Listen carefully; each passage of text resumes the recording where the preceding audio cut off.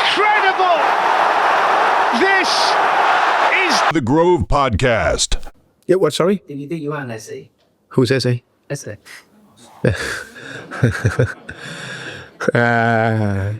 Very good player. He plays for Arsenal, a team we want to beat on Sunday. Hello, my name is Tabs and welcome to episode 138 of the Grove Podcast. Now, I hope you're all doing very, very, very well on this fine Monday and very much enjoying Arsenal's new status as the de facto champions of Europe, having defeated the previous champions of Europe 4-1 in the North London derby on Sunday. I mean, that's how it works, right? Yeah? Anyway, I've already put my order in for the badges to go on my replica shirt and a dodgy inflatable cup for when we next play those idiots from Middlesex up the road. And joining me today to do a lot of laughing at those said idiots from Tottenham and worshipping at the feet of Eza is Ian, aka Arse Cannon Picks. Ian, how are you? And how are you feeling after yesterday's mauling of our so-called rivals? I'm good, Tabs. I'm feeling smug, if I could put a word on it. You'll hear my voice is gone from a lot of screaming at the game. I actually got home about an hour ago from the airport, but I'm so excited to talk about this. What a day. Indeed. And also joining us today is Jamie. How are you? And how was your experience in and amongst the AA in Block 25 yesterday?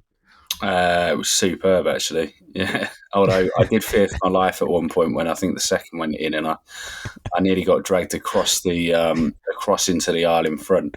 And actually, I did actually give some fella with a flailing elbow a bit of a split lip. Oh, ouch! It's all good. Well, these are the things that happen when you beat Tottenham 4-1. There's a lot of celebrating to be done, and a lot the of limbs joy. were extreme, absolutely, yeah. Excellent, good. And in fact, before we get into the game and our usual stuff, talking about the atmosphere, what did you guys make of the pre-match build-up? I mean, you were both in a fantastic position to view the Tifo. You guys being in the clock end, the light show, the fireworks, and all the rest of it. So and Jamie, you were in amongst the AA, and to be honest, there was something going on there, and we couldn't actually work out what the cards actually read. But yeah, how did you find that whole build-up to that and the Tifo, Jamie? I mean, the Tifo's fine. I don't really get them. They're all a bit young and FIFA-ish for me. But it adds some cool... I quite like the selection of pictures on it, so it was nice. I found it... Well, did you recognise... When it came down for me, I just found myself looking at it going, I see that. That's quite interesting. What they've done is all the kits from the Nike era, they've just put heads in the way of the Nike symbol, and then on the Adidas ones, on the other hand, they're fully out and on display. But did you know the connection between all the?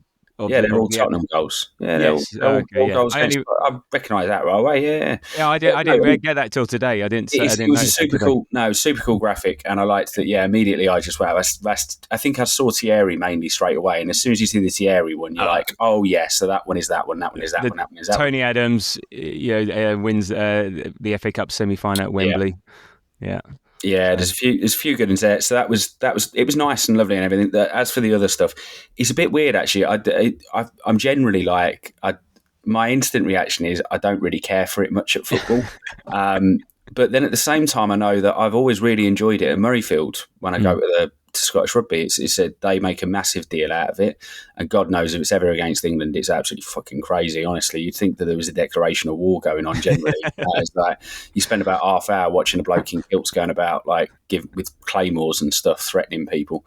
But then I don't know whether that's also because their pyrotechnics are way bigger than ours. I mean, they are like huge. Well, they've only got to get them out once in the blue moon. So, it's also when you're in Edinburgh in the middle of winter, it's actually just really nice because you can feel the heat from quite far away, and it's like you sort of toasty yourself up. For what we did, it was fine. It's whatever, I'm sort of a bit like I was already baying for blood anyway, and the atmosphere is created by that bunch of idiots being over there and us bunch of idiots being over here, and having a sing song.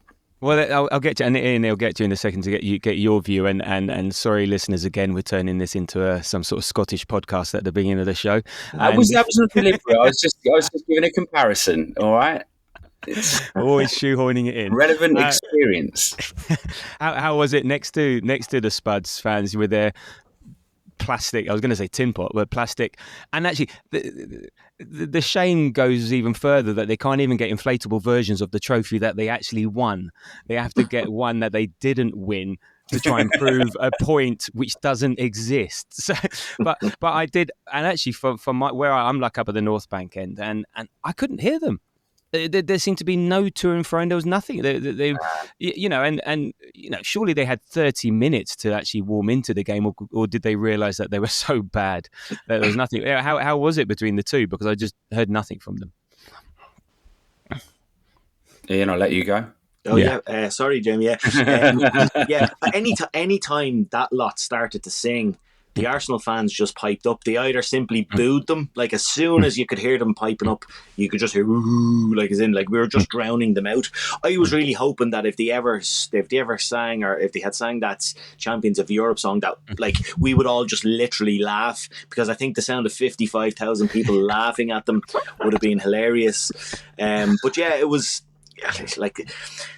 They are what they are. They're just a silly bunch, but we just drowned them out anytime they even attempted to but once the pattern of the game kind of fell into shape, like they'd nothing to sing about, like literally nothing. So it was great.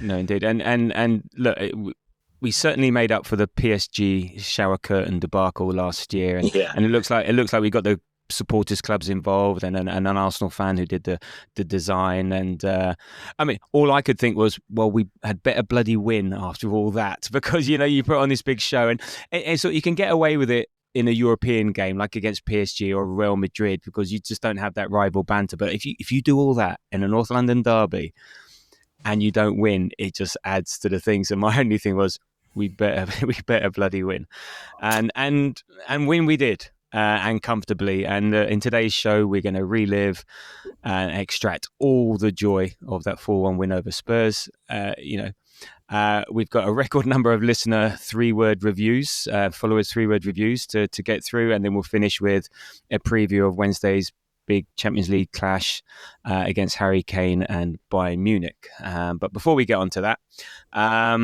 if you can do the honours with a nice 5-star rating on our podcast apps, then that would be really appreciated, and give us a follow and a subscribe and all that jazz, at the Grove AFC on all the usual socials and podcasts. That would be really appreciated.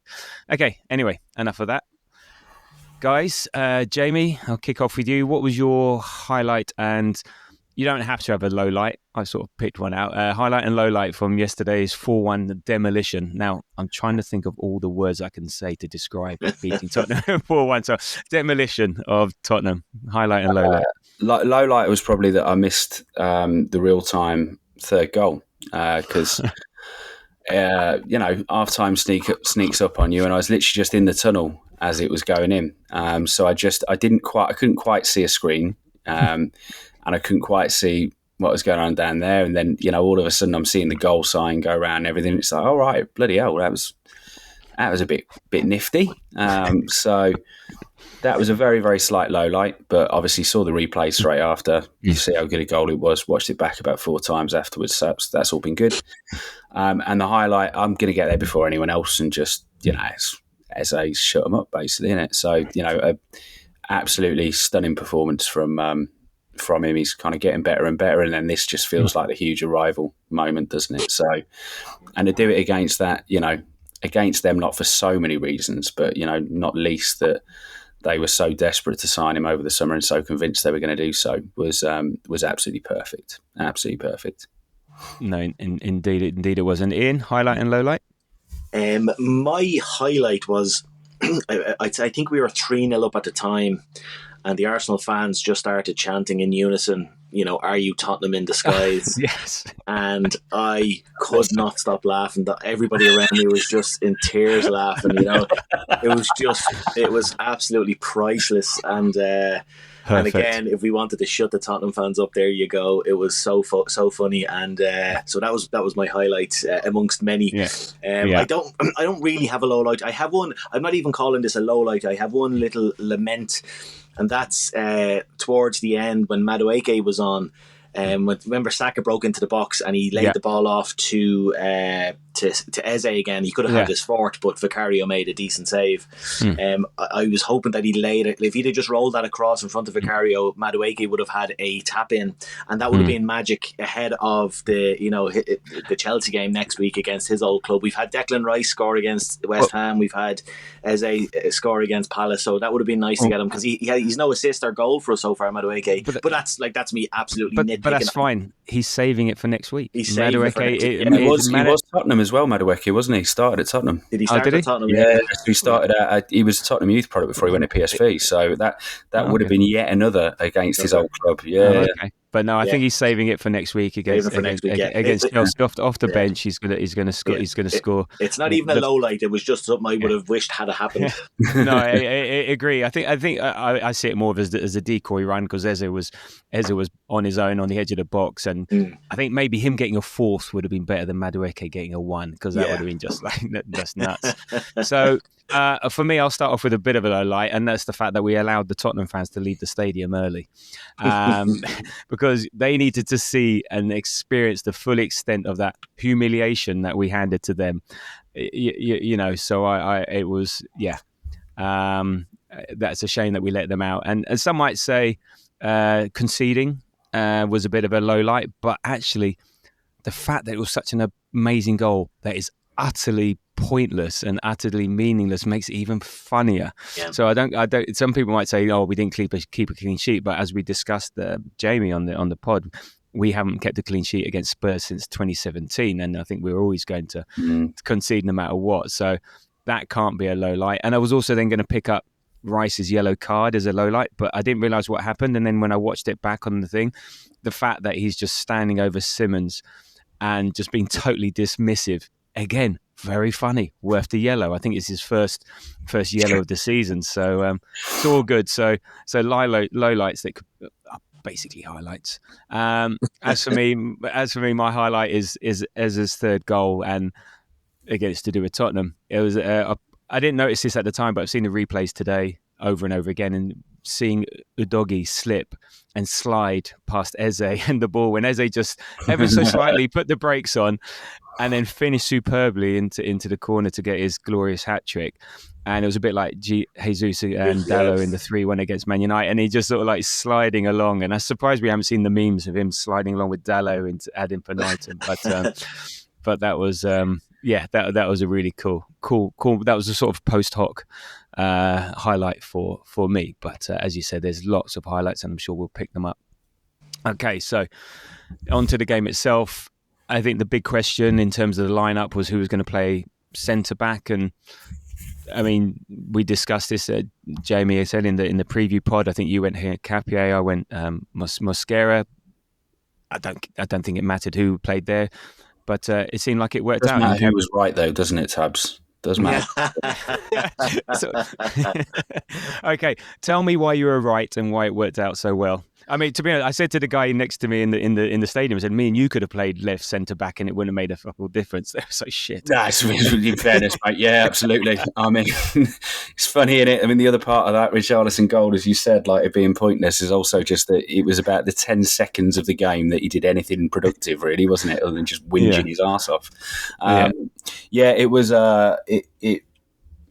I think, Hincapié, my only doubt was going to be, I think I said last week, my only doubt was if Calafiori were unavailable, then I could imagine him going Hincapié at left back rather than Lewis Skelly, and that would have dragged Mosquera in at centre half, right? But yeah, I mean, I wouldn't have had worries either way. It's just literally, I think the way that we're set now that Hincapié's had a few games, he's the left-footed guy, and Mosquera is the right-footed guy. And that's Mikel Arteta, isn't it?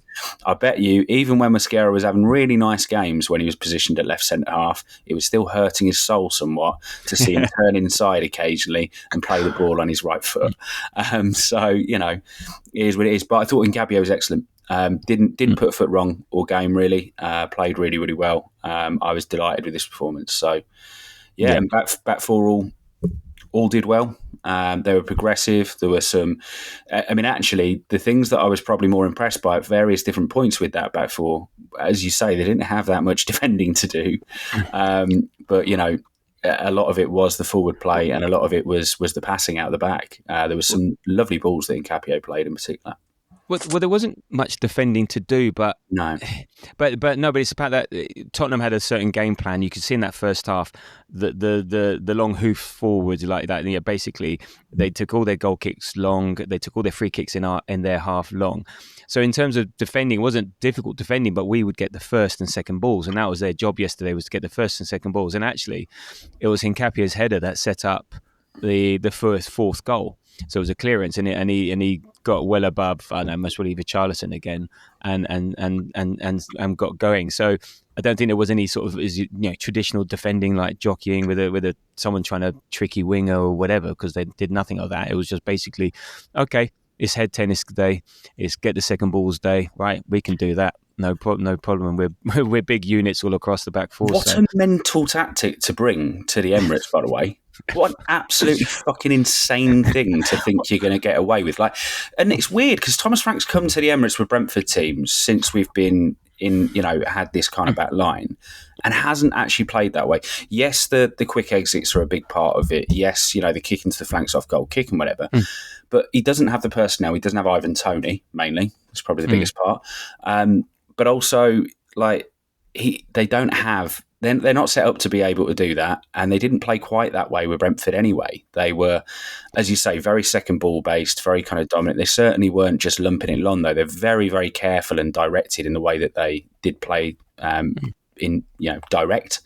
So yeah, it's just a really, really weird thing for them to do. I mean, I enjoyed it because it was great, but I'll tell you now, if any Arsenal fan there complained about us parking the bus going to City and Liverpool, as some people expressed that they thought that we did. Nah. Fuck off! Look at this. Yeah, this is parking the bus, and this is lumbering along, and this is trying to just get some scraps. Like we've never done that. And it was absolutely hilarious. So yeah. I mean, I was going to talk about it later, but now that you've raised it, and Ian, what we all I mean, look, Arsenal podcast, but we want to laugh at Tottenham, and then anything that they've done crap, we want to call it out and highlight it. What did you make of that Tottenham performance? I mean, both Vicario and Frank apologised for it after the game, and and you say the tactics that became, and he said the one before I give it to you, Ian, is that they did do it with Tony on Saliba. That was the game, the 1-1 game.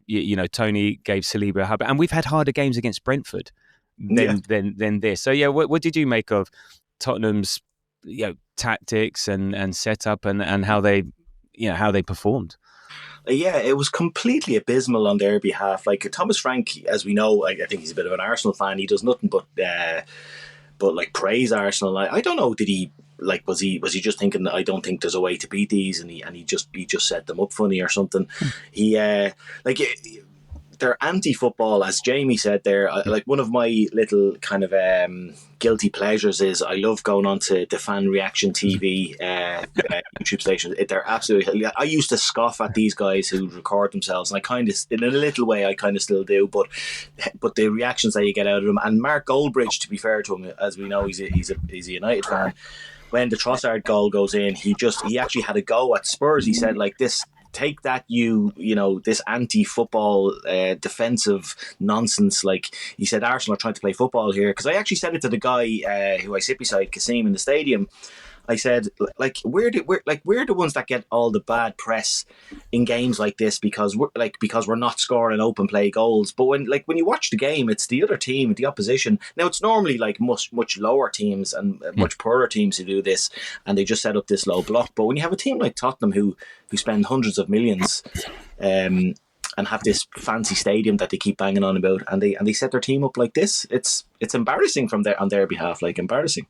Yeah, I mean, they're sort of a bit like Brentford with money, and I don't know, is Frank, is he too small time to manage a club the size of Spurs? Supposedly, okay, look, you have to grant that they have got money and they got the stadium and blah, blah, blah, and they're not Brentford, so, but is he really the manager to take them up a level? Is he got too much of a small club mentality? And Danish Dyche, mate. Danish Dyche. Yeah, maybe. Well, look what he did. He's everyone you want to go with, Is he actually the David Moyes, Sean Dyche of Denmark?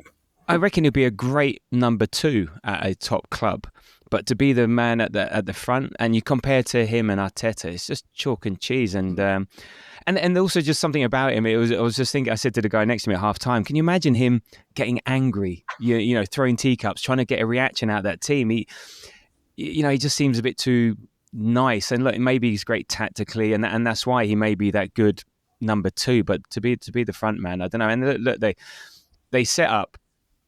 They had no interest in coming to do more than win. There was only one team trying to win that, and and they came with the best away record apparently in their league. You know, they beat City, but they came with no ambition, no intention putting us under any real pressure, and they start off with a back 5, and they had a very negative mindset, and maybe try and get something on the break, but and all they did was kill momentum, long balls. But then they had, they even alluded to themselves. Vicario's, I thought, was a really good interview. Just said, basically, we just didn't want it. Where there's that thing, oh, you want it. Who wanted it enough? They had no design. How can you not get up for North London derby? And I think it showed Frank's limitations as a coach, and it shows Tottenham's limitations as a football club in terms of their players. And how can you not want to try harder, And I want to call, just as you mentioned Vicario's name there, again, I said this to the guy beside me, like when it was 0-0 and they were taking kickouts,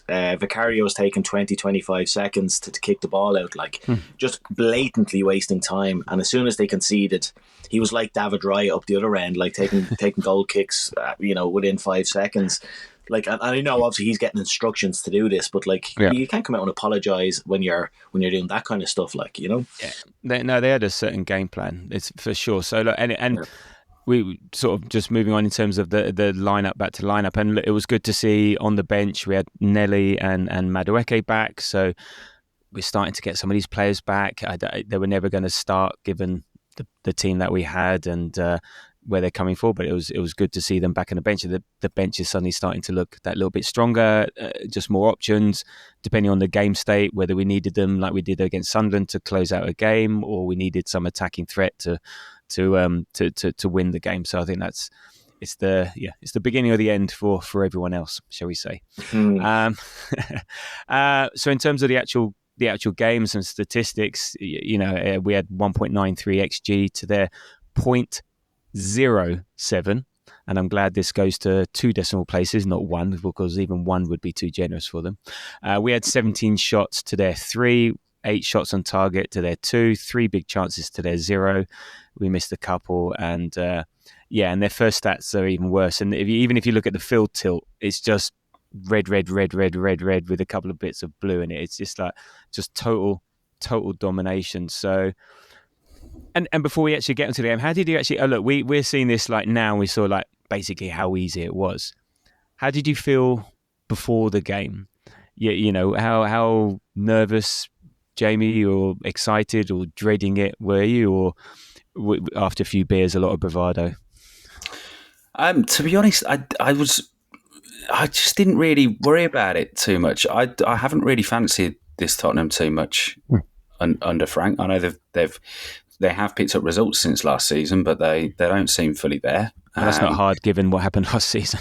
No. And in fairness, it's part of it. I do very similar and have a look on Coys quite regularly, and I've been watching people who are very dissatisfied with them. And I have a look at what's around Frank as well, and I don't think he's got the support network that he had at Brentford. They were a team with fantastic analytics, fantastic backroom staff. We've had a couple over ourselves, and at Tottenham on the other end, he came in and he's basically been the head coach, and primarily the majority of people he's working with were already there, which is always a good sign for somebody not doing brilliantly when guys who did shit before are still there. Unlike say Arteta and the clear out that happened over the course of a year. So I don't know. I looked at it and just sort of thought, we're just much better than these lot. We're just a lot better, and the team that we can put out is a lot better.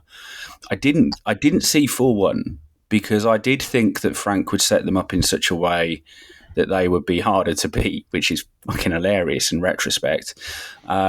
I think I predicted 2-0, did I? Or 2? I think it was 2-0, yeah. 2-0, yeah. I couldn't see them scoring. I did say that.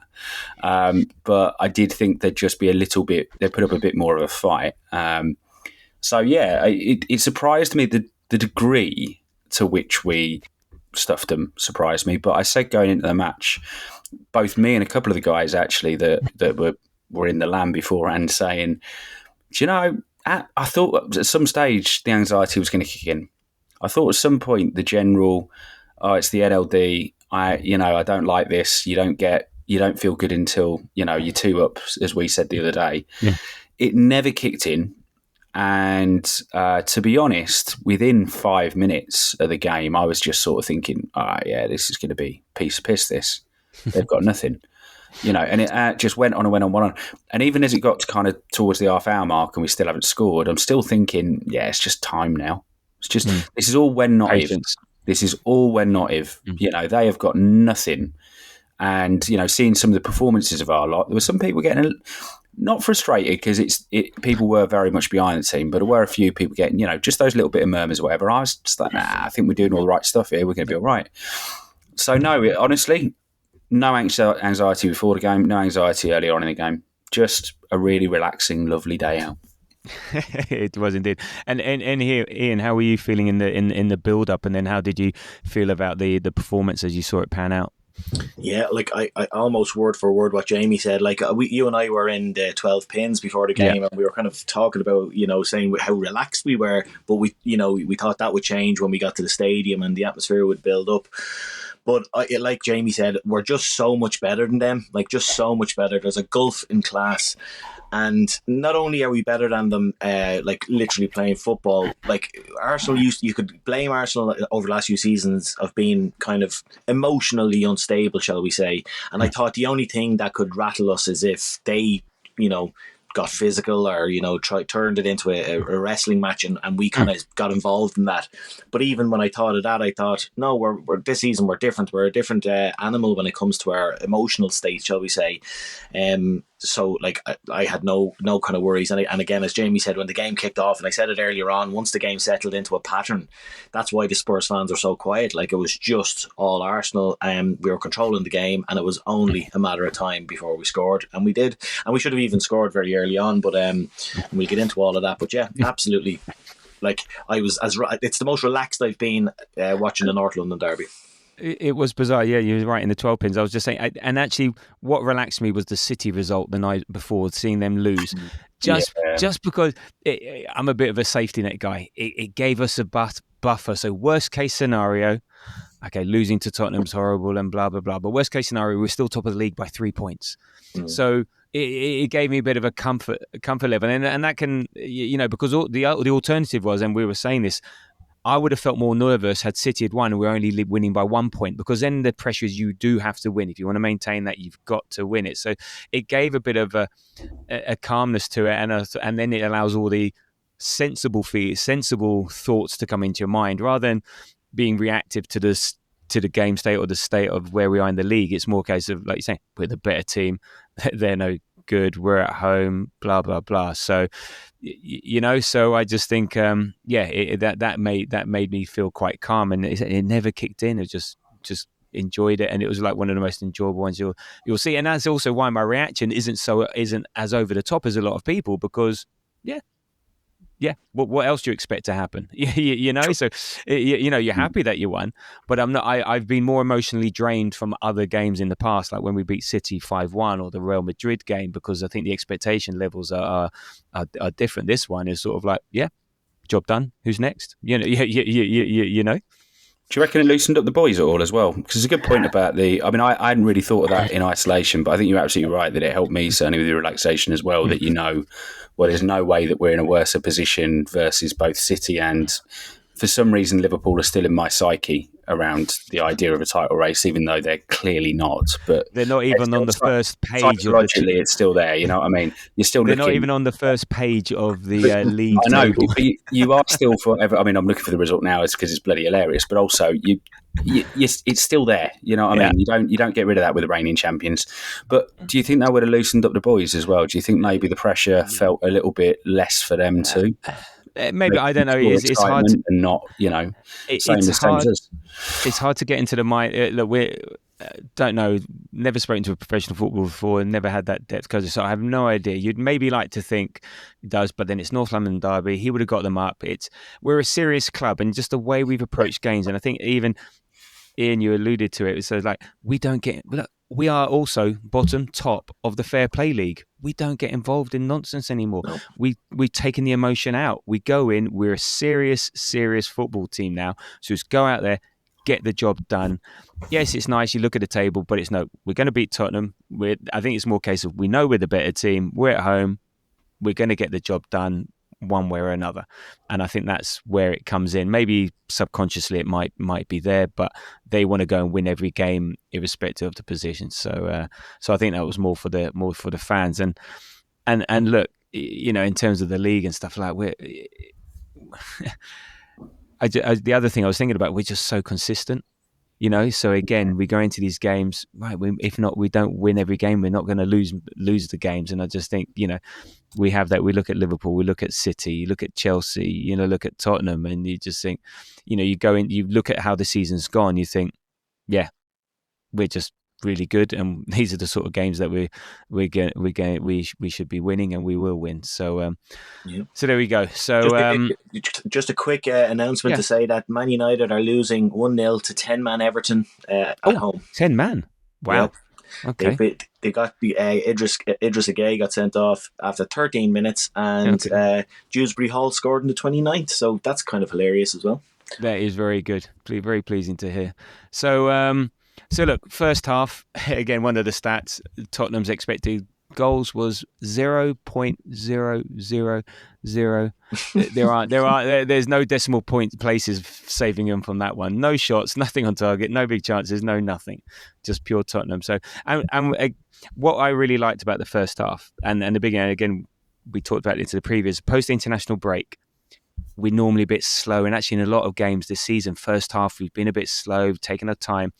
We got in fast, we were intense, we were making the most of the crowd, we were passing ball around well, got into the rhythm early, and I think that was really good, but it was still difficult. Spurs' setup was working to a point, but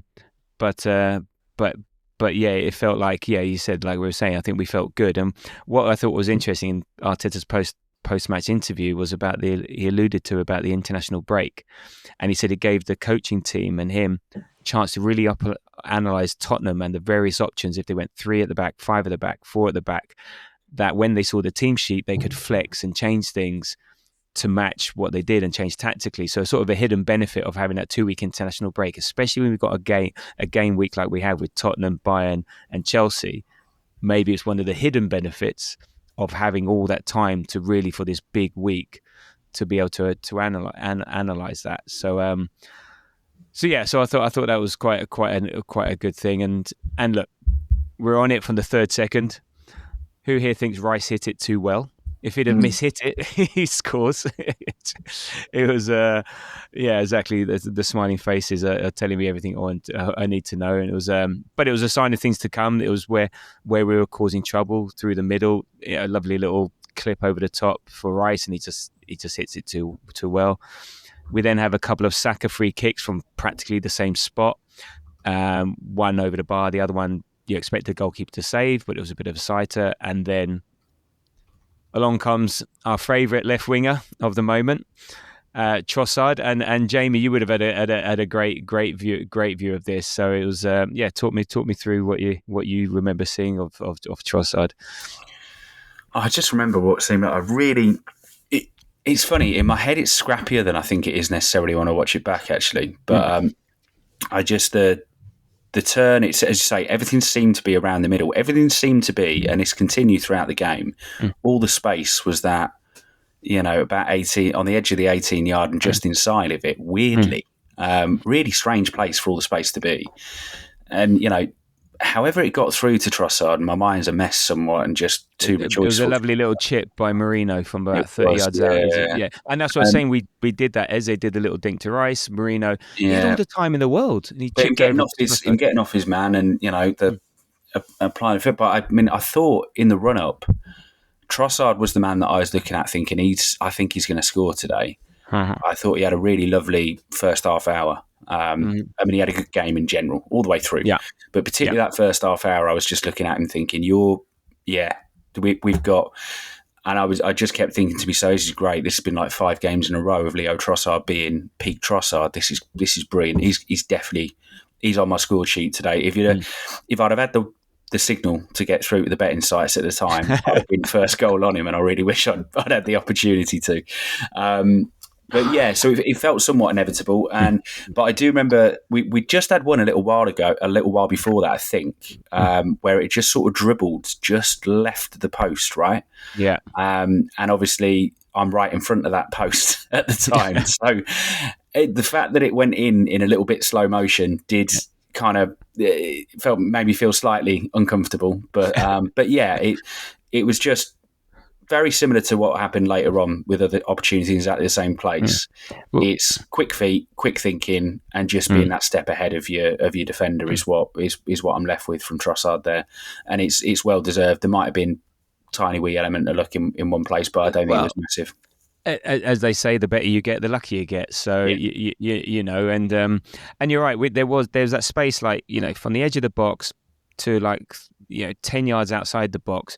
We were definitely going from out to in, and then there was all that space in the middle. Like Eze's goals are not quite identical, but they almost are as well in terms of the space and positioning where he shoots from. I'm sure it's like a 10 yards radius from where he's shooting and scoring from. And yeah, it was a great little flick from Marino. And again, what he offered, and we'll talk about him later, but he dropped off, lovely little ball, great timed run, Tottenham defender, left back half asleep, and he finds himself on a penalty spot, and brilliant control, turned, and as he hit it, and Van der Ven was trying to lunge back, and it almost carried on the statistic of the first goal in the derby being an own goal, but it is what it is, and it's our man Trossard again, like we said, and it'd be interesting to get your thoughts on this, Ian, because we talked about this 1 or 2 pods ago and said, Trossard, you're never excited to see him on the team sheet, but bloody hell, he's so good for us, and it's such a sort of juxtaposition, but maybe this season, eventually we will want to see him in the team sheet because he's pretty much doing Freddie Ljungberg. He's doing a very passable impression of Freddie Ljungberg coming off the left and scoring goals. Yeah. What do you make of Trossard? How do you feel about him? I love him. I like, pound for pound, you could argue, and I know you'd have to throw Saliba and Gabriel both into this because we bought them for a princely sum, a small sum, should I say. But pound for pound, you have to say he's one of Arteta's best signings. He's second, I think I'm right in saying he's second in goals and assists, along with Saka, since Trossard's been at the club. And his output is unbelievable. We did have the circle of Trossard for a while where he'd come on as a sub, score or assist, and then he'd do it again the following week, and then you'd put him into the starting 11 and he wouldn't produce, and then he's a sub again. But now he's doing it much more regularly, whether he starts or not. And yeah, I love him. He's dynamic. He's so different to who anybody else we have on the left. He's the opposite sometimes of Martinelli, who's a pace merchant, kind of get down the wing, but he's just so technical. I really like him, and you're right, like, it's weird, you never get excited when you see him, but on the team sheet, but like he just produces for us all the time. We'll put it like this: when Odegaard's fit, your first instinct is to say, okay, we'll put Eze left wing. You're not saying, well, no, Eze has to sit on the bench now because Trossard's turning out, but there he is again, coming up with a really important goal, breaking the deadlock, and I think we sort of being unfair, but also I've mentioned it to a lot of people, and they sort of, I sort of know what you mean. It's an odd one, but it's again another nice problem to have, and he's got some amazing statistics, which I'll read out. Arsenal have never lost a game across any competition when Leandro Trossard has scored for them. And that's 32 games and counting, which is just nuts. He is unbeaten this season, so he hasn't lost a game this season. So he didn't play against Liverpool, and he hasn't lost a match for Belgium. So he's not lost at all. And he likes a big game. So he's scored 6 against Liverpool, 4 against Chelsea, 4 against Tottenham. So, those are the goals he scores. And Arteta said on, there's a lot of talk of potentially him being surplus to requirements in the summer, but Arteta said, for me, no, because for me it was forbidden for him to leave. No chance. I know the player that he is, and surrounded with the players that we have, he's a player that is going to make a difference for us. I fully agree. It was one of the best games. So aggressive with and without the ball, so effective. He could have scored another 1 or 2 goals. He was involved in so many positive actions. So that's what we need. And he's also become a bit of a leader on the pitch. Against Sunderland, you could see him the one trying to G up the players, trying to say, come on guys, let's not fuck this up. And then but also there was you just put me off there, Jamie. I'm trying to remember something. There was that moment after the Tottenham goal where he was like, say, "Oi, lads!" He almost said like, "Oi, lads, it's Tottenham." When it all got a bit iffy after that goal, and he said, like, there was Rice and him trying to calm everyone down and say, "Come on, guys, let's get a grip. It's Tottenham here. Let's not be idiots." So he's becoming a bit of a leader on the pitch as well. So again, he's a great guy to have. And just to say as well, I was watching him yesterday towards the end. Something I love about him is that he empties his tank. Like, he leaves it all out on the pitch. That didn't sound right, but it's his tank on the pitch. He's enjoying himself that much. Yeah, he loves it so much. But he like, I watched him at one point, and he had just made a lung bursting run back to do a bit of defending. And we praise Martinelli for doing this. And he was blowing, but then Spurs took a quick throw in, but he was back again, and like he leaves it all out there. And as fans, aside from obviously you want your players to be scoring goals, especially attackers, but when you see them do that as well, I think that's a sign of a player you want in your team. And one of the best abilities in this team, the old cliche, is availability. Yeah. Availability, He's talked about it the other week, didn't we? In a world where players are being played so much and struggling for fitness, it's a huge boon to have him available all the time.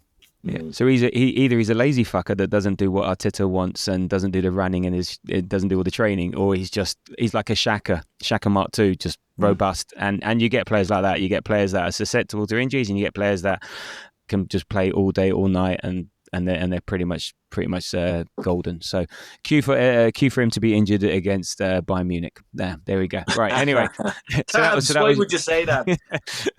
So you can blame me. Sorry, guys. And then look, it was 1-0. Okay, not quite game over, but it's looked like it's going to be hard yards for Tottenham. And then very soon after, in the 42nd minute, Eze gets his first. And this actually, you see all the replays, but actually they don't go back far enough. This stems from Raya, trying to draw the Tottenham players in. He plays out to Saliba, and we play it nicely down the right, and it starts quite far back. And then eventually, it comes to Timbu, crosses it, Spurs clear it. Rice finds Eze on the edge of the box, and I've watched this again and again. The ball was high. It's an amazing first time cushioned pass straight to Eze. Eze doesn't have to do anything to control it. So just to have that skill to do that. And it makes it easy because then all Eze has to do is jink past a couple of players, get his shot off and score. So he doesn't have to focus on the control.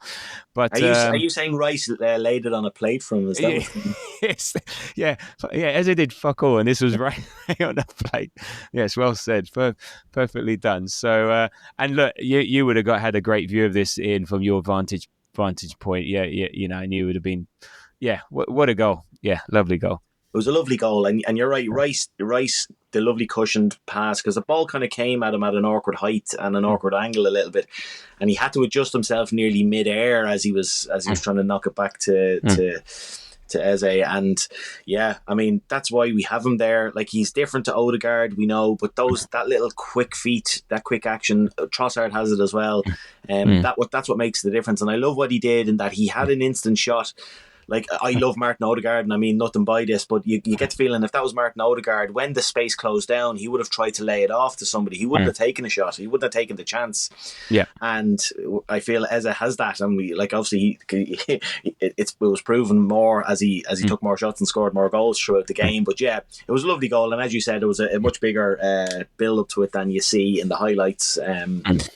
So and at that point, the place is rocking. Yeah, indeed, and it feels like, and the position he was taking up, it feels like he was our centre forward at times. So Marino dropping deep, and he did it against Sunderland as well. He was getting the centre forward position, so maybe not like a traditional number 9, but more of an old style number 10 type thing. Imagine you have the old style 9 and 10 player. He was like he was playing the number 10 to a false 9. So he was taking some great positions, and you said, we've only got a couple of players that will do what he does that with his feet and jinks and gets the shot off. But I thought it was interesting the way that was, and I think Marino pulled off quite a lot. Right, he dropped deeper than he necessarily has when he's played centre forward before, and it opened up that space. I think because what was happening then, their defensive midfielders were following Marino in particular. It just allowed that bit of space to open up. Nobody, a DM's meant to have Eze nominally for where Eze was nominally supposed to be on the pitch. But his movement was really intelligent throughout, but definitely a big part of that, I think, was Marino dropping deep like he was. And it's interesting. I said, you completely scoffed at me the other day when I talked about the potential of Emirates Eze as a false 9. He wasn't the false 9 though. It was the Marino doing the false 9, and he was taking advantage of that. If you look at his heat map, map is a false 9 in that game, 100%. And Marino's is a player who largely played right wing a little bit at RC. It's a bit of a like hybrid RCM / striker, right? But the one who had the false 9 heat map was Eze. It's the positions he was picking up a huge amount of time, and I'd still wonder if there's a space for that when Oda is back fit, if there's a way to be able to put them together, but we'll see. Yeah, we'll see. There's potential controversy offside. It was very quickly deemed not to be, but I don't know. It's a tough one because you could argue that Vicario was unsighted.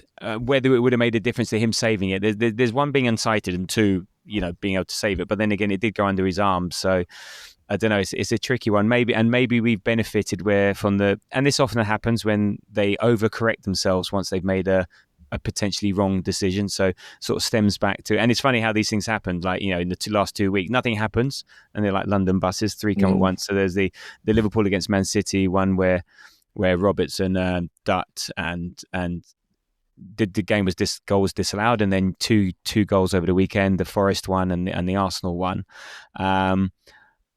If that had been chalked off for offside, if they showed it from certain angles, it would have been a bit annoying. Yeah, well, but I could have seen why. I looked at it today because I wanted to see it from a few different angles, because I saw Liverpool fans screenshotting it, and screenshots. Now, I've done it myself, use screenshots, but they're a little bit misleading. Did you draw some lines? Yeah, I didn't draw any lines. When you look at that goal from behind, and by the way, was Garnacho still offside? Garnacho was still, yeah. Ten Hag is still saying that. For me, I don't think he's unsighted. I don't think any of those goals should be disallowed. And I know the only one that was disallowed, and that's what the Liverpool fans are giving out about, was the one that Liverpool scored against City. But that was a nonsense decision. I think Liverpool were shafted there. The goalkeeper wasn't unsighted in any of those incidents. No. And when you look at that Eze goal yesterday, when he hits the ball, Vicario has clear side of it. Okay. And I just think he did really poorly because it was beside him. And a telltale sign is that Vicario didn't complain about it. He just got up and he started bollocking his defenders. Yeah. He started pointing at his defenders. If he was unsighted, genuinely, he'd have gotten up and started gesticulating to the referee. He didn't. So, I don't think it was controversial. I think the Liverpool City one was, but not this one. Yeah, but oddly enough, the ex-Tottenham goalkeeper on Match of the Day said it shouldn't have stood, but there we go. Yeah. What do you expect? But there we go. Anyway, maybe I again agree, and also it's just not it's not a slow news day enough to dwell on that particular decision. No, absolutely. And look, I don't think it changed the result. I don't think it made a difference, but it was just an interesting one. Had it been 1-0 and blah blah blah, then maybe. But yeah, you're right. And then so there we go. 2-0 at half time. We're all pretty happy, pretty content, and thinking, that's it really. Let's see how many more we can get. And it didn't take long. A minute into the second half, I think it was Saka down the right hand side. I think the ball finds a way to Timber. who had another stonking game, and he's now got an assist. I think that's 2 goals and three assists. Played it over to Eze, and again, a bit like in the first half, the ball wasn't bobbling around so much, but the fact that he got the shot off, ball was bobbling around, and as soon as the chance was there to shoot, and with his left foot, so his weaker foot in inverted commas, and then smacks it into the corner, and he runs off laughing. The whole Arsenal crowd is laughing, and I love that celebration. The fact that he laughs, because I think he did it when he scored against Tottenham at the Toilet Bowl last season as well. So he's got that laughing celebration. So again, that's 3-0, and that's for sure game over. And then it's then we have the Richarlison moment on 55th minute. Zubimendi got caught on the ball running across the pitch.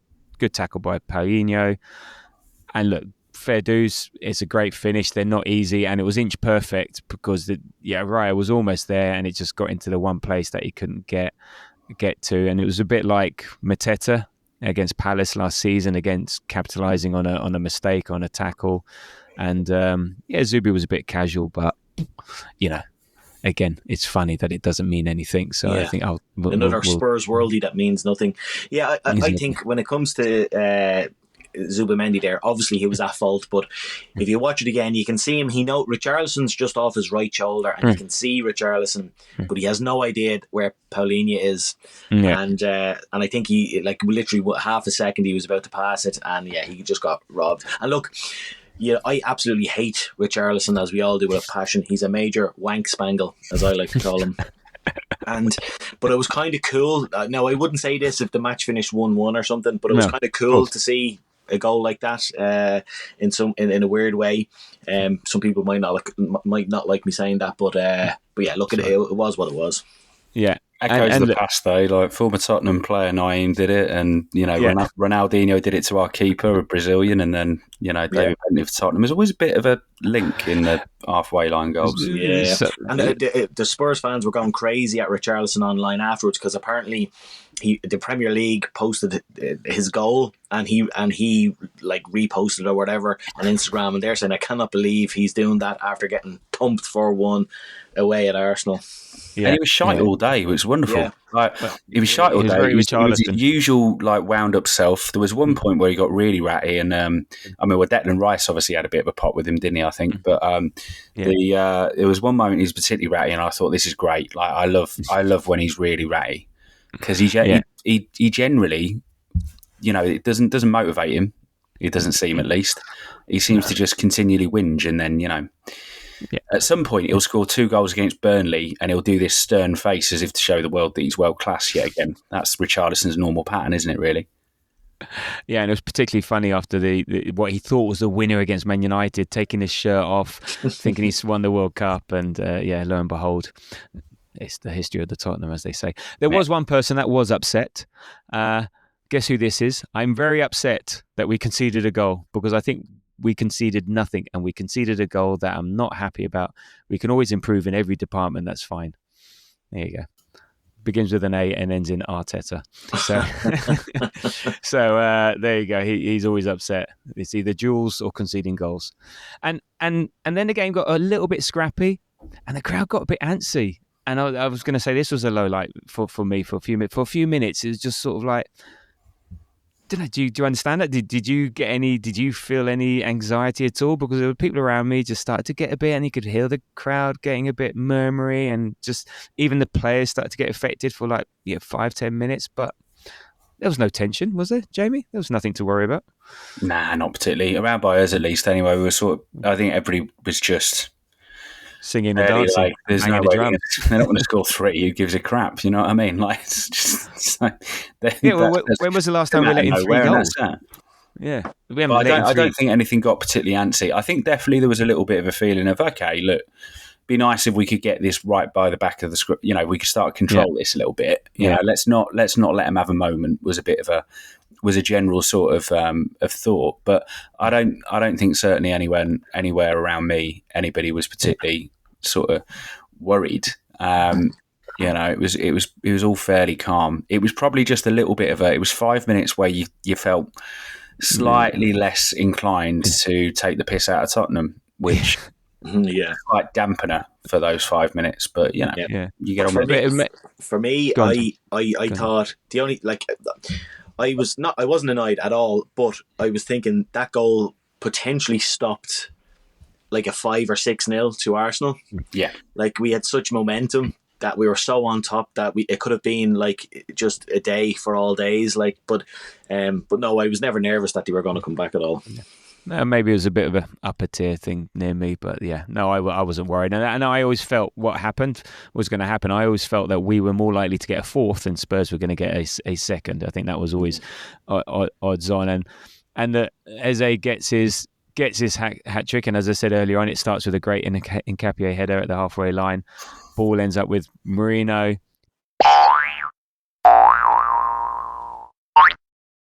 Okay, a few technical issues there, Ian, and we've been offline for about 10 minutes and I can't remember what I was saying, and emotionally wasn't that interesting anyway, but yeah, it was basically about Eze's third goal, so yeah, it was a very good goal it was, and what made me laugh was that he was pretending to take his shirt off. Again, another nod to Richarlison and any idiot that takes their shirt off and gets booked or sent off like Ekitike. Anyway, so a load of stats around that.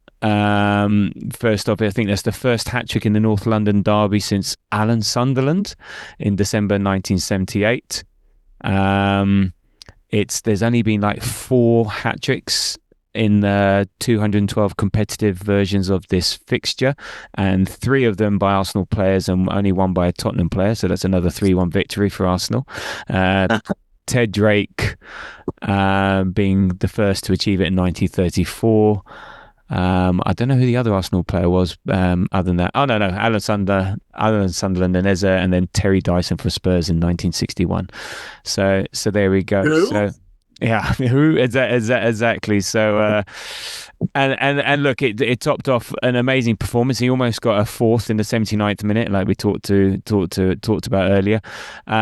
He's now joint top for goal involvements in the Premier League for Arsenal, with 5, him, Declan Rice and Leandro Trossard. It's the 400th hat-trick in the Premier League. He's the 23rd Arsenal player to score a hat-trick, and that's the most different players to score hat-tricks in the competition. Yeah, all spurious stats. But the one thing that is a tweet that a lot of people have seen and to call out is when on the 17th of April 2015 wrote, "I swear sorry, I can't even I can't do youth speak. I swear I'm going to make it." That's not what he said. And when I do, they're going to show this tweet, laugh out loud. Now there's a different version of that out there, but that's a 52-year-old man's version of it.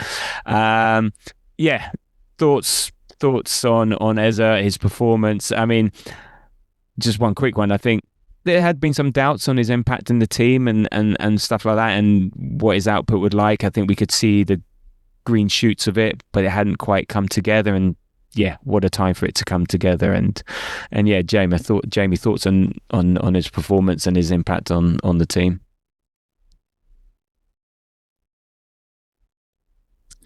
Sorry, I was on mute. Yeah, just huge, right? He was anything but mute.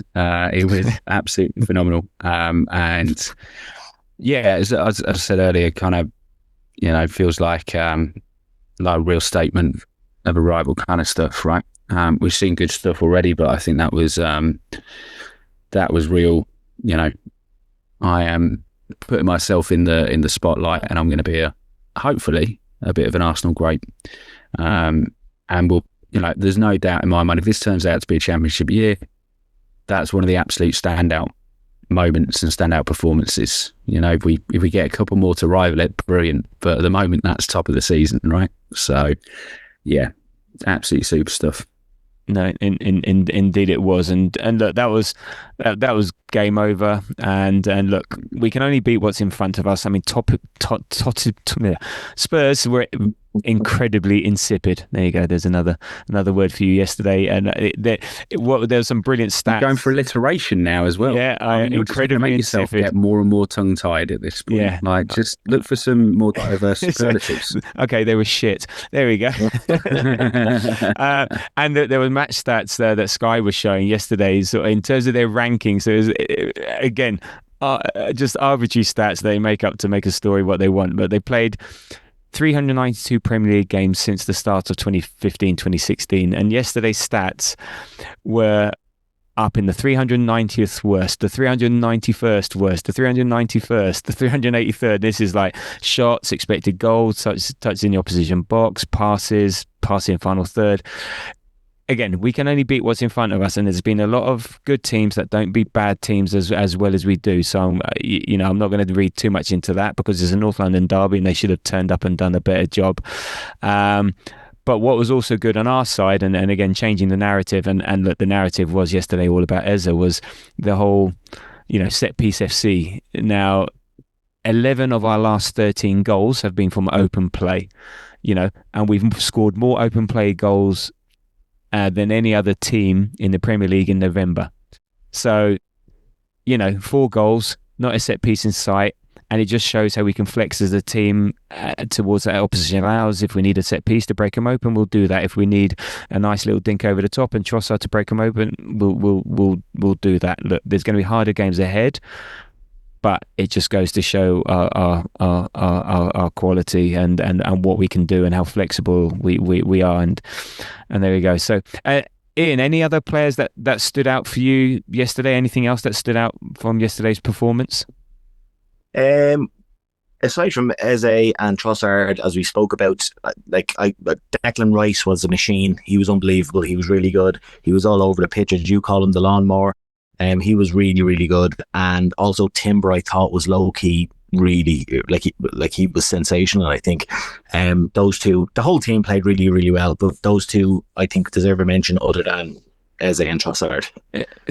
At what point does Timber stop being low key and become high key? Yeah, I know. Yeah. Because every game he's performing, and defensively, he's just so solid. But going forward, now down the right, and in the runs he was making on the inside channel, that Marino's movement was freeing up, and Saka, being on the touchline,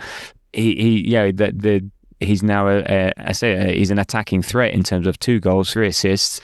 Is just another output, and it was interesting that Calafiori was more circumspect yesterday. He wasn't his usual marauding self. Not that he had anything to worry about in terms of Kudus, because to be honest, I didn't even know Kudus was playing yesterday. But yeah, he's again, he's 8 out of 10 every week, even 9 out of 10. Timber is just, he's up there in terms of player of the season so far, if you ask me. Jamie, anyone else that stood out for you, or anything else that stood out from yesterday's game? Again, I think we said Hincapié's kind of for it to be. I'm sure it was first Premier League start, right? But yes, first Premier League start. Well, certainly. Yeah. Certainly was a real high point for me. Timber had a couple of moments of just, it's in a season of Jurriën Timber being the best right back in the world for me, and he had a couple of those just brilliant dogged moments where it feels like he's taking on the entire of an opponent's left flank at times, and that they have just no answer for being able to get the ball off him. That combination of strength and power and technique that he has, without necessarily doing something individually impressive. It's just love. I just love seeing that. And then I suppose sort of other moments, Trossard fantastic, Marino fantastic, Rice was absolutely phenomenal, start to finish. So loads stood out, and I really enjoyed it all. So really, really nice to see Ethan get a little bit of time on as well, right? Yeah. Yeah, I'm surprised we didn't make the subs earlier. It's sort of like, at 4-1, you're thinking 10 minutes to go. I mean, Calafiori should have been off a lot earlier because he was looking in bits, and I'm surprised we didn't bring in even at 3-1. Come on, it's 3-1. Fair enough, you don't want to change the front line, but MLS I think should have come on. But anyway, it is what it is. There's very little to grumble about. It's a 4-1 derby win. We humiliated them. We embarrassed them. We fucked them. We did everything to them, and there we go. And you got to love that. You've got to love that. So, and look, there was a lot of love. I put out the call for the 3-word reviews, and there was a lot of we got quite a few, particularly on Threads. But Ian, apologies if I've missed out on your previous two. I'm sure I haven't, but you say I have. You did. I can prove it. Okay. He's keeping receipts. So Ian, why don't you kick us off with your 3-word review of Arsenal 4, Tottenham 1? Well, my 3-word review is very simple. It's Embarrasses fucking Eze. Indeed it is. So very good, and yes, I think that sums up a lot of thoughts. So if I'm going to take us through what we got. First off, I'll go to X, where we had your friend of mine, Ian, Arsenal PhD at Negativo Arsenal, Mitch, Eza. Oi, oi, oi. I just had to do oi, oi, oi bit, but yeah, that's what he did. And then we had A Money, Ebereche Eza, stupendous. He was indeed. We go to TikTok, if I can find it. Okay, and then we had V, Eza, easy Eza. And then we had Gianluca, the boy, EZE. Yeah, okay, nice one. Nadine, who's Eza? Hat trick with a hyphen, so gets away with the 3 words, and that's alluding to Thomas Frank in the interview in the pre-match, going, "Who's Eza?" And well, he certainly knows now. User and a whole bunch of numbers. I'm sorry, I'm not going to call that straight readable. Men versus boys, and that certainly was yesterday. He also comes with North London's red. It was indeed. Jean Verrier, Emirates Eze statue. If he continues doing that, he certainly will get a statue. And Noah Tippins, demolition job. There we go. There's another one for you. It was indeed. Then on to, if I can find it. Threads, we had quite a few. So Leg Puppy came back with Tiddlywinks FC, which I wasn't too sure what that was about, because if you're at the game, you wouldn't have seen Les Ferdinand calling his beloved Tottenham Tiddlywinks. So there we go. We had Hath 100 as history dictates. It certainly did. Matt Rutherford, you fucking beauty. Groovy Cathers 2. Eza does it. Fanny Slim, who is Eza, again alluding to Frank. DJ Bucat, Open Play Festival, there we go, 11 in 13. Hath 100, North London Normality, yep, indeed. Strauss Stuff, Goal. Jody Henderson 69, who's Eberechi Eza? Yep, Frank. This was my favourite one. G-Man 1411, Spuds nicely roasted, and that was the best one. Kate's 2609, North London red. It is 51. Envisage Trossard Eza easy. It was. Todd Sheffer, never in doubt. Yeah, sums up our thoughts before the game. Stig of the Six, all worked out. Yep, alluding to the Let It All Work Out song. Andrew Palula, Go Gunners Go. Michael, Gunners live in Eza. Now, there's a lot of things here alluding to the fact that Eza should be pronounced easy, but we'll let that slide. Lee Master 64, that's Trossard's all right. This must be Welsh. It's Pymymis. Lads, it's Spurs. Pimmy I'm terrible at this. All right, Stuart Del Moboy, only 4, really? Yeah, he's being greedy. Lousy humans, decisive, thoroughly dismantling. 31st November, Eza Breezy Crazy. David Duris, simply the best. Collins in field, Eza 3 times, or Eza times 3. Lee Murphy 4798, men against boys. It was indeed. Micah J77, England is red. It certainly is. He's going beyond London. Ashalev 1, more of this. Yep, yes please. And Josh Miroy, best derby yet. Paul C, Jill Tulsa, instant ledger Eza. Shares 42, who needs corners? We don't. No comment OV. Lily White's who? Yep. Mago92, Eza Dogs, Spurs. Tottenham in Disguise by Jimmy Jiminy. Turkish Sid, Superior Firepower. It was Benjo. __ Tottenham are shit. There you go, a nice simple one. The Johnny Hyman as a hat trick.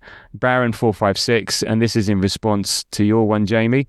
Everywhere they go. Booted Joe Sandy. What is? They should have been read out together, surely. I know. Sorry, just rubbish at this.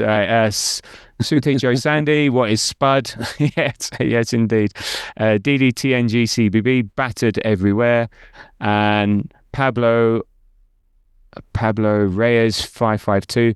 Damn good thrashing, and it was indeed. And then just on to the final few from the Grove. It was Matt Stacey, all worked out. It did. Alan, no set piece. Yes, and good that was. Alistair, absolutely fucking joyous. I think you speak for everyone there, Alistair. Alex Monroe, laugh out loud. We did indeed. Moz Ebereche scores again. And Daljeet, Tifo looked good. CERN, 6 points clear.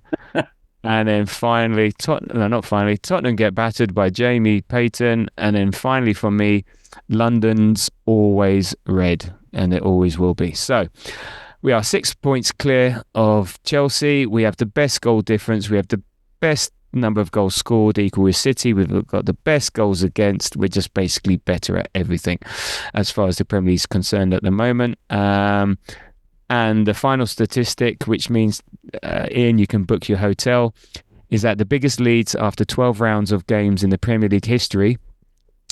Man United in 93-94 with 9, they came first. Chelsea in 05-06 with 6, they came first. 14-15, Chelsea had 6, they came first. City in 17-18 with 8, they came first. Liverpool had 8 in 19-20, they came first. Liverpool in 24-25, they had 8 points and were first. Arsenal have 6 points. So where are we finishing? Isn't it somewhat misleading though, because there's also been look, don't be a curmudgeon. We're finishing first. Stop it. Ian's looking at B&B on his dodgy phone as we speak. Hello, is that the Premier Inn? I'd like to book a hotel in May for 3 weeks, please. Oh yeah, you need to cover the Champions League one as well, of course. Of course, yeah. Okay, and talking of Champions League, right, how long have we got left on this? Anyway, let's be quick. Right, Champions League, played by Munich, 8 o'clock on Wednesday. Ian, what are you looking forward to, not looking forward to as far as that game's concerned? Well, I'm not looking forward to Harry Kane's inevitable goal. In fact, I think we shouldn't kick off from the centre circle. I think we should kick off with a penalty to Bayern. Just get that out of the way. Get them 1-0 up and get it done early. And I'm looking forward to the comeback thereafter and a Mikel Merino hat-trick this time. There we go. We'll build him a statue as well. Jamie, what are you looking forward to, not looking forward to? Not looking forward to not being there, which is a bit gutting. But did you not get one? Could you not get one at the NFL when you got all the other tickets? Unfortunately, this is one of the ballots that caught. Ballot memory loss. Okay, there we go, mate. Like I've just missed the one from this weekend because it's actually less to do with memory loss. It's more to do. I'm gonna have a fucking rant here. The app makes you put in your card details every time for the ballot. Yeah, which is a pain that you just don't know necessarily. But it's a real pain in the freaking arse because it won't autofill either. Yeah, for me, unfortunately, and I am not a person. Oh, really? No, you got to do it on the website. And if you've got your card details stored on, and you go to Safari, then it fills it in automatically. Yeah, but it doesn't do the. So you can do the CVC, but it's a bit of a pain in the arse when you're on Amex because the CVC is different for different websites, and it gives me the wrong CVC, which is a card verification for those that don't work. Stop being such a lazy git. Put the effort in. Well, no, because I've been up to stuff all weekend, so I really resent two things: A, that the ballot is Friday to Sunday, that is when I'm generally doing shit. I don't get time. And Friday and Saturday, I was doing stuff all Friday, Saturday. I was either working or alternatively out.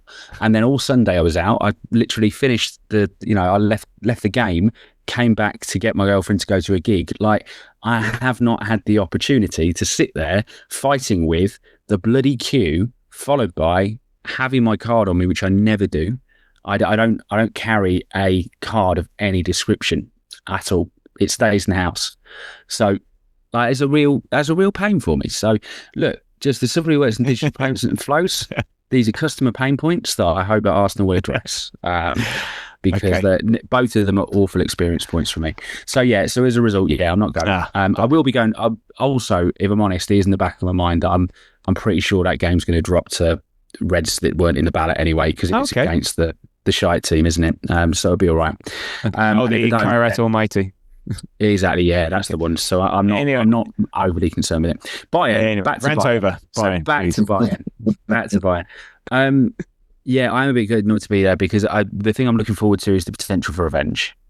Because we've had plenty of dust ups with Bayern, and it doesn't feel we've in no way put the things to bed with them, right? So I'm absolutely desperate to see us now be absolutely considerably a better team than Bayern Munich, I think, for the first time in the very many times that we've played them. In the very many times they've come to the Emirates, at no point really have I felt like 1 to 11, we're a better team than this lot. And this time I really, really do. There's no doubt in my mind.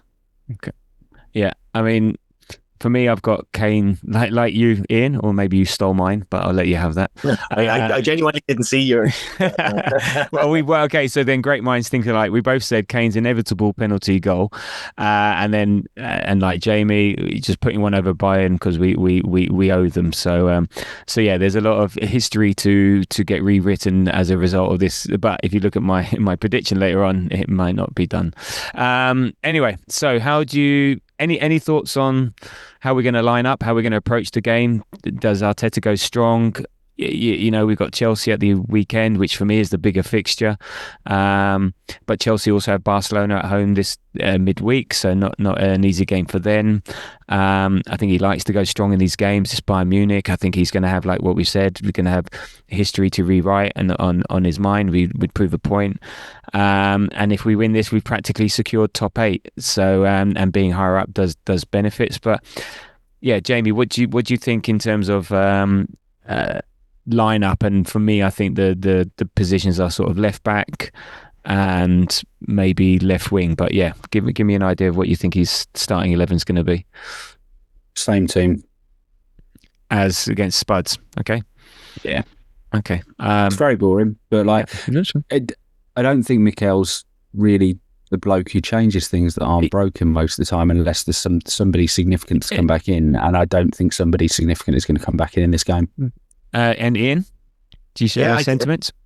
He's similar, yeah. I think he might play MLS. I think MLS can sometimes be more suited to the Champions League with his style of play. But yeah, I wouldn't be surprised if he went same team. I have a very quick question. I have a yes or no question. I have a very childish question to ask you both. Give me a yes or no answer. If I could guarantee you it will win at Chelsea, would you take a defeat, considering our strong position? Yes. Would you take a defeat against 100%? 3 points? Yeah, 100%. Yeah. Kane can score. Kane score a hat trick. I don't give a shit. Chelsea win. I'll take the loss. Jamie. Yeah. The prediction, I would say, I'm going to go. No, not predict. No, but would you take the Chelsea? Would you take a loss to Bayern to win at Chelsea? Yeah, I would. It's annoying because Bayern's like the team that I think I'd least like that to be the case with. Yeah, I think I'd rather it was like Real. I could take. You don't have the choice. Almost anyone. No, I know I don't have to. We don't have the choice anyway. This is all fucking hypothetical. I know, but then just stick to the hypothesis. Well, I'm just saying, when I look at mentally, I don't like the idea of it being Bayern at all, because it's a team that I really want to do over. But we'll get the chance to do that in a knockout at some point and really hurt them. I think for me, and I kept saying this the chap next to me in the clock this weekend kept saying on to Wednesday, and I was like, to be honest, I'm mentally more about Saturday, a lot more about Saturday, because I think if you beat Chelsea and you go, you're minimum 7 points clear. You're minimum 7 points clear, because Chelsea will drop to 9 and City will be the second closest at least possible, right? Yeah. That is huge. That is so huge. And I do think we sleep on Chelsea as contenders as well, and everybody does. I do think they've got the potential to capitalise on massive slip-ups from us if they can get home and away results against us. And I do think they're a good enough team to get a result against us. Yeah. I think we're a much better football team than them, I do, but they are I think they're a better all-round team than City. I think if you put Erling Haaland in that team, they would be absolutely neck and neck with us. Put Haaland in any team, they'll be like... I mean, there is that. You put Haaland in our team, and I think actually, I say that. I think we still have that issue that he had in his early seasons with City and the hard work and all that kind of stuff. But anyway, you put Haaland in our team, or his goals in our team, then we fucking Invincibles Mark II, isn't it? Just nobody bothered drawing, basically, this time round. Yeah, we'll cover the Chelsea game later on in the week, but yeah, I would sacrifice the Bayern game for this. And I mean, my only change, I think, from to yesterday's team would be MLS. I think MLS has been starting all the Champions League games, and given the way Calafiori went into this game, we need him for Chelsea. I think that's going to be the one change. Maybe Nelly for Trossard as well. Just again, Trossard's been playing a lot of games. We want him for Chelsea, so those are the sort of nods to potential changes. I don't think if Gyökeres and Odegaard are fit, they wouldn't start, so they may make the bench. But I don't think we'll be straying too much from. It won't be lots of changes. It won't be straying too far. I agree on MLS, but I think Trossard is absolutely undroppable against Bayern. Personally, I think these next two games he has to play, and then might swap. And then the Brentford game, Brentford game, we start to rotate a bit more. Yeah, he's a rhythm player as well, isn't he? Yeah. And when he's in that such a good patch at the moment. I think honestly, over the last few games, he's been such a standout. I would hate to see him not in the lineup for both of the next two games. I think you absolutely rinse him for those two, and then you potentially give him a rest and you get Martinelli some minutes. Okay, so onto Bayern. It's a top of the table clash. Like their first, played 4, won 4, scored 14, let in 3. So and they're only top because they've scored 3 more goals than us. Their goal difference is the same. We've played 4, won 4, but scored 11, let in none. So there we go. So it's a top of the table clash. I mean, they've been banging in goals. They're averaging 3.5 goals per game in the Champions League. They beat PSG away 2-1, and that was when they were down to 10 men for the second half. Luis Diaz scored a couple of goals and then got sent off, which the good news is that he doesn't play against us because he's been on form this year. Harry Kane has got 5 Champions League goals. They beat Club Brugge 4-0. They beat Paphos 5-1, and they beat Chelsea 3-1. So they're banging in goals in the Champions League, and in the Bundesliga it's much of the same. It's even worse. They're top, played 11. They're averaging just under 4 goals per game. They've scored 41 goals in 11 games. Let in 8. They've won 10, drawn 1. The Bundesliga isn't what it used to be. They're 6 points clear of Leipzig in second. Yeah, they just got a phenomenal scoring record, and the likes of Harry Kane's got 14, and then, Diaz with 6. They've also got Elise, who's a quality player, with 6. Look, they offer a threat all over the park. We know what they're like. They've still, Musiala's out, still injured. Alphonso Davies out, injured. Diaz suspended. So, maybe there's an opportunity there for us. We're a very good team. I think these are the best 2 teams in Europe facing each other. It's going to be an interesting contest. We've got all the history, the various 5-1s that we've played, and look, we've not beat them in a competitive fixture since Champions League group phase back in 2015, and since then there's been 3 5-1s against us. Oh no, we beat them July 2019. Sorry. That was the Champions Cup. So again, not friendly. So yeah. So anyway, there's a lot of history. They've spanked us a lot. We do owe them. How do you see this game going, Ian? And what's your prediction? Yeah, I think it'll be a tight game. I'm going to go for I think Arteta will go strong. I think he's no choice but to, and based on that, I'm going to go for a very, very tight 2-1 win to Arsenal. Okay. Jamie, how do you think this panning out? Anyone you're afraid of, and what's your prediction? I'm going to go 2-0, and I'm sort of afraid of the badge, as I said before, with certain teams. There's no doubt about it. You just are, but I really like the idea of us keeping a clean sheet against them. I mean, of course you do. Of course you like the idea of keeping a clean sheet and winning. Revelatory. But let's have some more of those amazing insights, Jamie. Come on. But straight from the Michael Owen school there. But in all seriousness, I do think, I think what I really want actually is a really calm game. In terms of what I really want, I want it to be a calm, controlled game. I'm not sure it's going to be that, but I'd love it to be one of those European performances that we had last season. We shut a team up quite early, and then just sort of just strangle it somewhat. Exactly, yeah.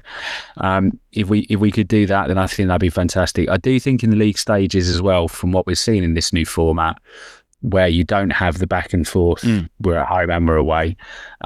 It does feel like there are so few games between the top teams that actually they're either absolutely barnstormers or the home side just quickly go ahead and then it sort of whittles its way through the game. So yeah, it'll be a really interesting one. But I'm going to predict a 2-0, and that's the sort of the just strangle the game 2-0. Okay. I mean, for me, I think there's goals in this. Both teams, like we've seen Bayern Munich, they're a threat. I also think both teams would take a draw, given the bigger picture. You know, if it's tied with 15 minutes to go, I think both teams shake hands and move on. We'll think about potentially Chelsea. We're both going to qualify. Pretty much going to qualify top 8. We've still got Club Brugge away and Kairat, so that should be six points. We've got Inter away, so even then we get 6 points on top of what we've got now, and we try and finish the high up as possible. Even if we get the top 4, that's fine, because now this year it makes a difference to home advantage. So yeah, I'm predicting 2-2 here. 1-1, 2-2. So I think 2-2. Yeah, I'm just I'm just absolutely reticent, I should say, to pick a draw. In all seriousness, the degree to which I'd take it is mental, because I mean they are absolutely imperious at the moment in Germany, aren't they? And I don't think it makes that much of a difference. Look, we beat PSG 2-0, and look what happened. And look, when it comes to winning season, they'll be able to put their feet up because the Bundesliga will be done. So I won't read too much into this game, no matter what the result, given actually what matters is later on down the line. I'd like to win, because the higher up the table, the better the advantage is later on. But but Tabs, we're going to have the Premier League wrapped up before they'll have the Premier League. True. Yeah. Before they've of course, I've forgotten. By January we'll have it sorted. So yeah, okay, then fine. All right, we're winning 5-0. There we go. We're revenging that. But there we go. That's why I reckon it ends up being a draw, and just two top teams that will go for it, but then also get to a point where, I don't need to go for it any more than this sort of thing. So they'll both try hard, and then it will sort of just, the result at 75 minutes will stand. That's what I'm reckoning. So we'll see. So there we go. Now, with our technical issues and stuff, hopefully we've got more than just a Bayern Munich preview and a 3-word reviews. So I'll try and stitch that together, and apologies if that's impacting your listening enjoyment. I'll try and do my best in the post edit. But thank you if you made it this far, and thank you, Jamie, for your thoughts and wisdom. And for things like, I want to keep a clean sheet, so thank you for that. No, absolutely. And Ian, where can people find you on the internet, and what do you do? And you've got not a lot of time to say it, so be quick. Yeah, people find me on OnlyFans as always. No, Irish Cannon Pics on all the socials. Send me in a picture of your cannon from around the world. Thank you very much, Ian. So there you go. You can follow us at the Grove AFC on Blue Sky Threads and all that jazz. Next show will be post Bayern, pre Chelsea, and if you like what you hear, please leave a comment, rate, all that jazz. And the reason I'm rushing is because my Zoom call is going to run out. So thank you for listening, and until the next time, come on you Gunners. See you guys.